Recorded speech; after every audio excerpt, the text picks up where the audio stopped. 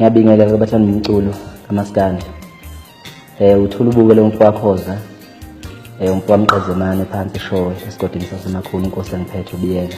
Bafowethu ebengufisa nje kini nonke njengabalandeli bomculo waMaskandi ngokwehlukana kwenu ngoba sekuneyinkumbi ngokwehlukana. So ngingacela nje kumina bafowethu ukuthi umsebenzi wami nisupporte njengoba ngithatha isinqumo sokuthi ngisebenze namadoda afana noGcokama Elisha umdumazi umfowamhlongo. Lokho kungangokuba kimi kungenza nami ngibe nothando oluthile ngibe nokuyimisela nokukhuthala. So ngiyacela bafethu ukuthi uthando lami nokusebenza kanzima kwami ningakwenzi ukuthi ngigcine sengihlelwa uthando mhlambe ngendlela engagcine ngayitholanga khona isupport. Isupport yenu iyona ezokwenza ukuthi ngibe kwelinye izinga, ngibe kwenye level.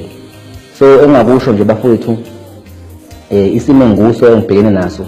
Umculo usunzima ngalendlela esimanga ungangokuba usunoqhawe lami unakho konke, kodwa ke angizokudlula ke lapho ngoba angiqondile ukuthini.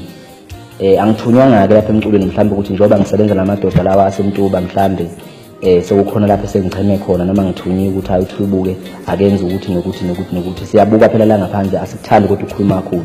Engakusho nje bafethu ukuthi sekusele kancane ukuthi kube khona omanjongo ngoba noma Nkosi ngoba abaculi abaningi sebenokukhuluma nje kakhulu, banokukhuluma kakhulu ngathi omama.